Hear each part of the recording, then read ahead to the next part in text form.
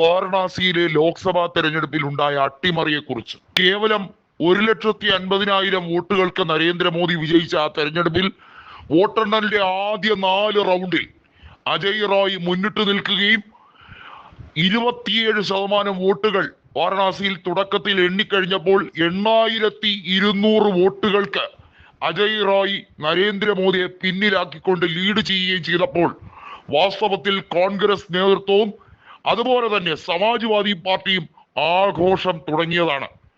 വലിയ തോതിൽ ഇന്ത്യയിലെ മാധ്യമങ്ങൾ മുഴുവൻ ഒരു നിമിഷം നെടുവീർപ്പോടെ ആ യാഥാർത്ഥ്യം മനസ്സിലാക്കി.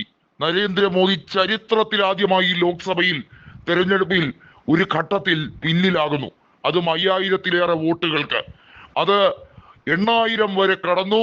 ഒരു ഘട്ടത്തിൽ നരേന്ദ്രമോദി പരാജയപ്പെടുമോ എന്ന് പ്രതീക്ഷിച്ചു. പക്ഷേ അവസാനം നരേന്ദ്രമോദിയുടെ ലീഡിലേക്ക് കാര്യങ്ങൾ എത്തുന്ന സാഹചര്യമുണ്ടായി. ഇപ്പോഴിത് അജയ് റോയ് കൃത്യമായി പറയുന്നു.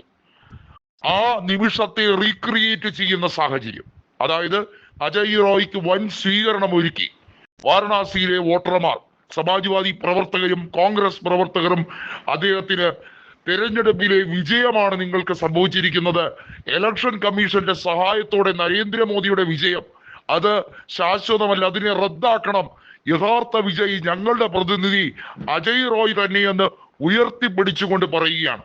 ഒന്നോർക്കണം, 4,60,000-ഓളം വോട്ടുകൾ അജയ് റായ് കരസ്ഥമാക്കുകയും നരേന്ദ്രമോദിയെ 6,000 മുതൽ 8,000 വോട്ടുകൾ വരെ ലീഡ് നില മാറി മറിയുകയും ചെയ്യുന്ന സാഹചര്യം ഉണ്ടാക്കി കൊടുക്കുകയും ചെയ്തു. 37 സീറ്റുകളാണ് UP-യിൽ സമാജ്വാദി പാർട്ടി നേടിയെടുത്തതെങ്കിൽ കോൺഗ്രസ് അവിടെ 6 സീറ്റും, അതുപോലെ തന്നെ ചന്ദ്രശേഖർ ആസാദ് അവിടെ നഗീന മണ്ഡലത്തിൽ BJP-യുടെ സ്ഥാനാർത്ഥിയെ പൊളിച്ചെഴുതിക്കൊണ്ട് അട്ടിമറി വിജയം നേടിയെടുത്തതും കൂടി ചേർക്കുമ്പോൾ 44 സീറ്റാണ് ഇന്ത്യ മുന്നണി പോരാട്ടത്തിലൂടെ ജയിച്ചു കയറിയത്. ഇവിടെയാണ് കണക്കുകൾ മുഴുവൻ തെറ്റുന്നത്. BJP പല വീടുകളിലുമായി 50-ലധികം വോട്ടർമാരെ കുത്തിത്തിരുക്കി കയറ്റിയ സംഭവങ്ങൾ വാരണാസിയിൽ വ്യക്തമാകുന്ന സാഹചര്യമാണ് ഇപ്പോൾ സൃഷ്ടിക്കുന്നത്.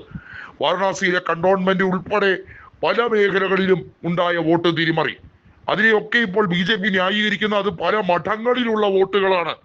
അവിടെയൊക്കെ 50-ഉം 60-ഉം സന്യാസിമാർ താമസിക്കും, അതൊക്കെ എങ്ങനെ തിരുത്താൻ കഴിയുമെന്നാണ്.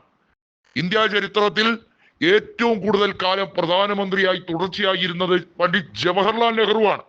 16 കൊല്ലവും 200-ൽ പരം ദിവസവും അദ്ദേഹം പ്രധാനമന്ത്രി പദത്തിൽ ഇരുന്നെങ്കിൽ നരേന്ദ്രമോദി 2ാം സ്ഥാനത്ത് ഇന്ദിരാഗാന്ധിയെ മറികടന്നുകൊണ്ട് എത്തിയിരിക്കുന്നു. എന്നാൽ എങ്ങനെ എത്തി? ശരിക്കും നരേന്ദ്രമോദിയെ ജനാധിപത്യപരമായി തെരഞ്ഞെടുത്തതല്ല. നരേന്ദ്രമോദിയുടെ വിജയം പോലും റദ്ദാക്കണം എന്ന അഭിപ്രായം, ആ ഒരു നിർദ്ദേശം, ആ ഒരു ഹർജിയാണ് സുപ്രീം കോടതിയിൽ സമീപിക്കുന്നത്.